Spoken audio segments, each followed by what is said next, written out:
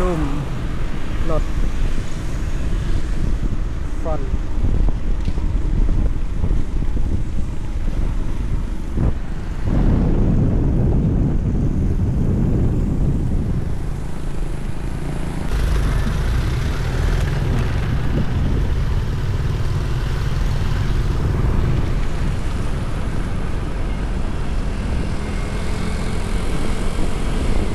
เป็นตึกที่ไฟไหม้สุดก่อนมีความเสียหายเกือบ100 ตึกเห็นเขาเจ้าลงในเฟซบุ๊กสบายดีกันเบิดสุขุทุกคนตอนนี้เราอยู่ที่หน้าคิวรถซ้ายเหนือมื้อนี้ก็มาส่งลูกค้าฮอดนี่ทุกคนก็เลยขากลับสิพาทุกคนเบิ่งบรรยากาศเส้นทางจากคิวรถซ้ายเหนือไปทางปากทางเนาะทุกคนปากทางดงนาโศกปัจจุบันเป็นจังไดเชื่อว่าในเขตนี้ก็มีการขยายตัวทางเศรษฐกิจแล้วก็มีการขยายตัวทางด้านตึกอาคารค่อนข้างว่าไวเนาะมาเบิ่งกันทุกคน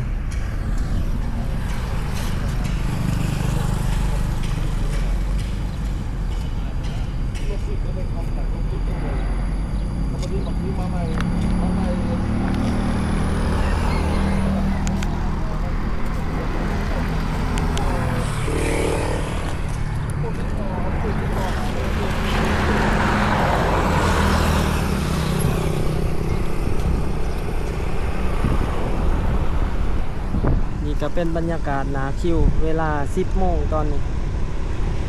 ข้างหน้าก็จะมีรถโดยสารรถตุ๊กๆจอดทาขับลูกค้า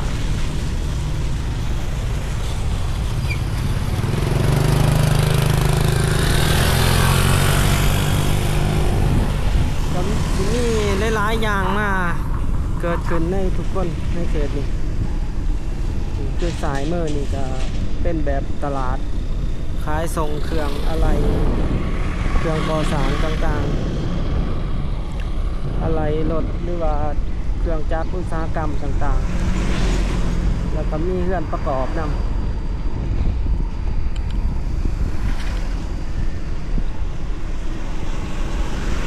เขตนี้ถือว่าตึกอาคารของจีนนี่ขยายตัวหลายมีตึกเกิดขึ้นใหม่แล้วก็โกดังสินค้าหลากหลายอย่างโกดังสินค้าที่ว่าหลายๆคนมาเอาเครื่องส่งแถวนี้บอกว่าจะเป็นเครื่องเฟอร์นิเจอร์หรือว่าเครื่องไฟฟ้าในเขตนี้หลายทุกคน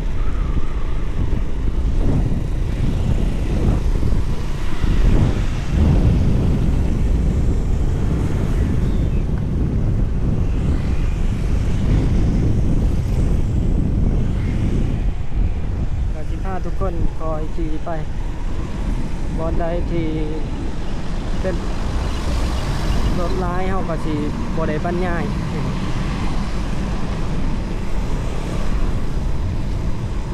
มีทุกคนสังเกตเบิ่งสองข้างทางจะมีห้างค้าหรือว่าบริษัทต่างๆมาเปิดร้านในเขต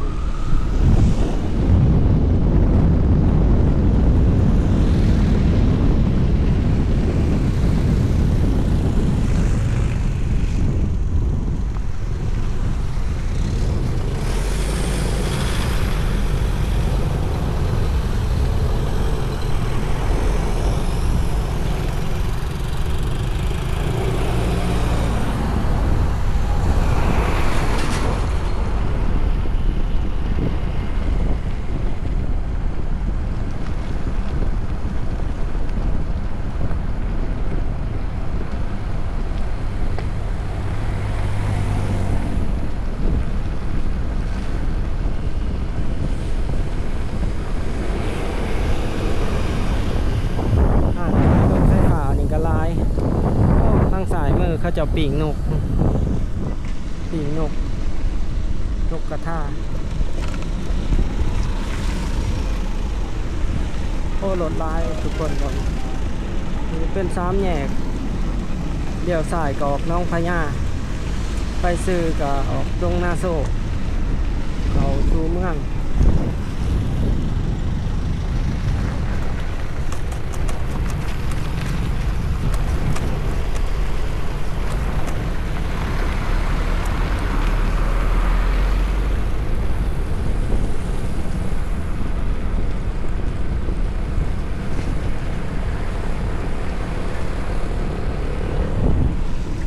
นี้ก็สิมีเฮือนพักอพาร์ตเมนต์เกิดขึ้นใหม่หลายคือกันคือว่าดินในเขตนี้ติดกับสนามบินคือว่าเขาเจ้าบุกเบิกเรื่อยๆเลยเพราะว่าในเขตนี้ขั้วมือเฮานี่ก็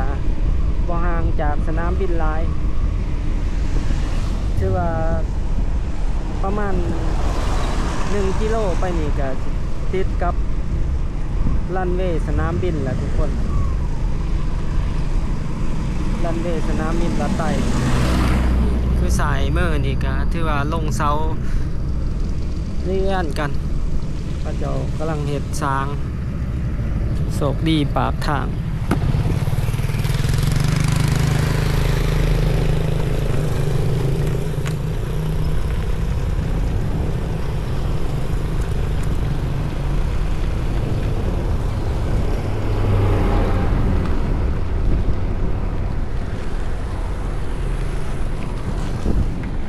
เดินเส้นทางเนาะมันมีแต่รถบรรทุกรถคนเครื่องหนักจนทางเป็ดทางนี้กำลังแป้งแล้วได้นี่บางที่เป็ดใหม่เลยขนาดว่าผู้อาสพานครับแน่เพราะมือนี่ก็มีโซลูมรถคาเฟ่ซ่าสายมือนี่ก็มีอย่างนั้นมีเฮือนจัดสรรเขาไปเป็นหมู่บ้านใหญ่เลย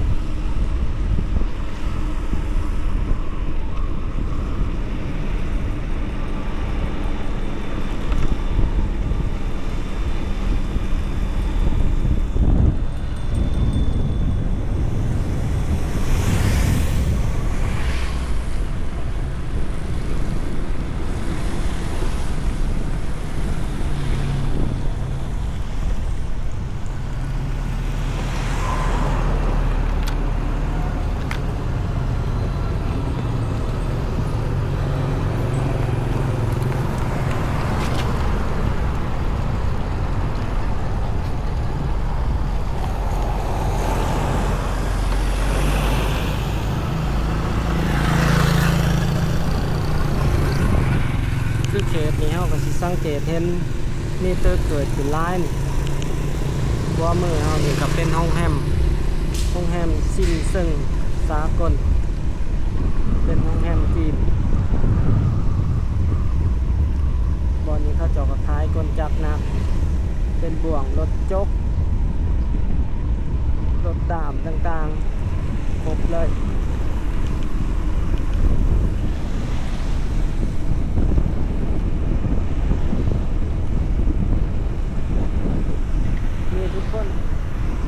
ทุกคน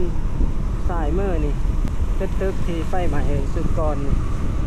มีความเสียหายเกือบ100 ตึก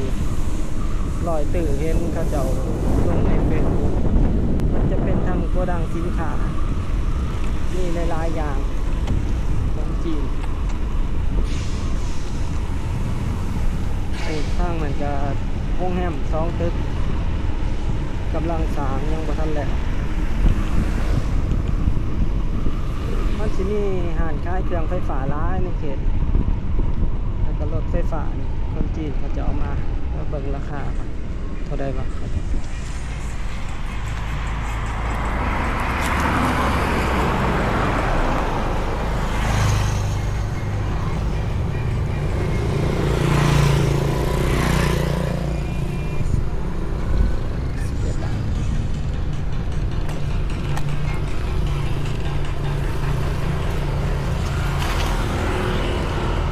10 ล้าน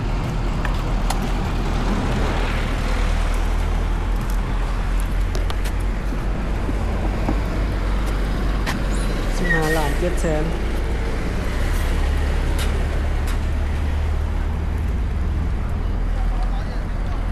โอ้ทางอันนี้เขาจะขายโตตังมาเป็นคอนเทนเนอร์เลย8 ล้านป้ายต้นถือด้วย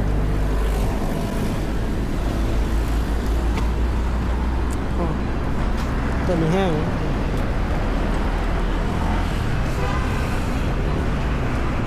ผ่านคล้ายเครื่องเฟอร์นิเจอร์ต้น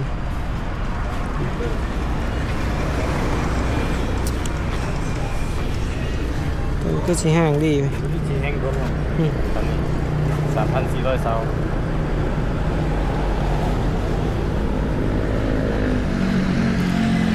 เนี่ย3,400ซะ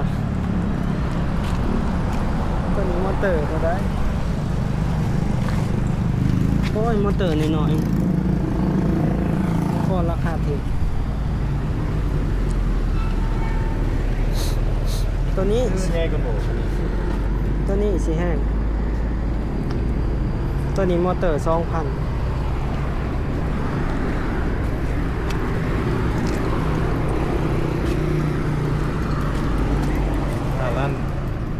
700,000อืม ที่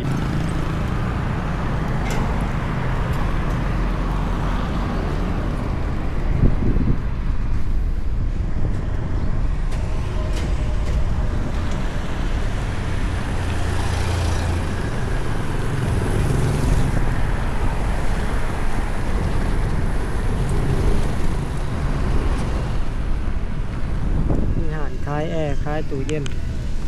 ราคาส่งไม่เพียงเครื่องทุกอย่างนะทุกคนที่เขาจะนำเขามาแต่จีนข้างหน้าเขาก็เป็นห้องแฮมเปิดใหม่ห้องแฮมใหญ่เลยใหญ่รู้เลย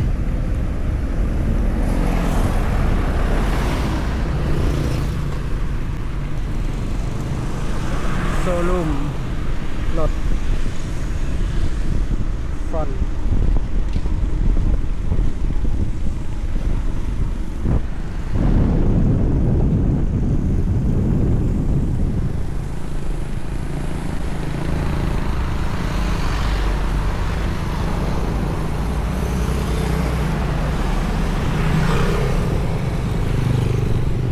เดี๋ยวเราสิแวะเข้าห้องน้ำปตทกันทุกคน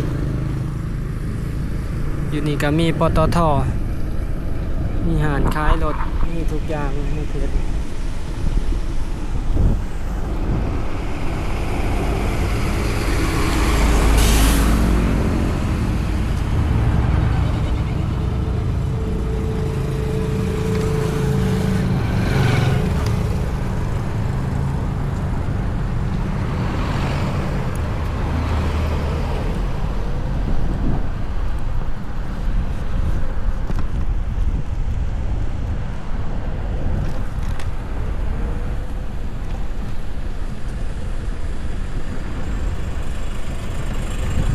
มาเข้าห้องน้ำก็อยู่นี่มีสวนสัตว์หน่อยน้ำได้อยู่นี่ปตทตัวนี้แล้วเข้าห้องน้ำกันทุกคน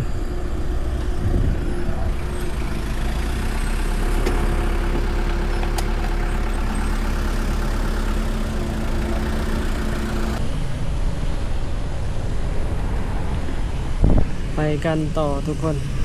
เดี๋ยวสายออกไปทางดงนาโศก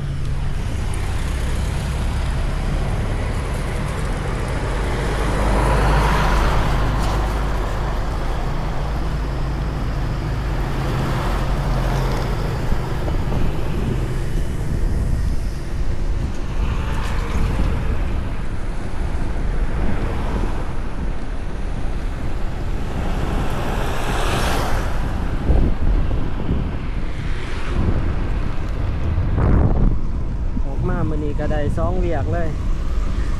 พาทุกคนมาทางนี้มาส่งลูกค้าแล้วก็ได้ถ่ายคลิปทางนี้เลยสายมือกับเป็นกองบัญชาการป้องกันเคลื่อนที่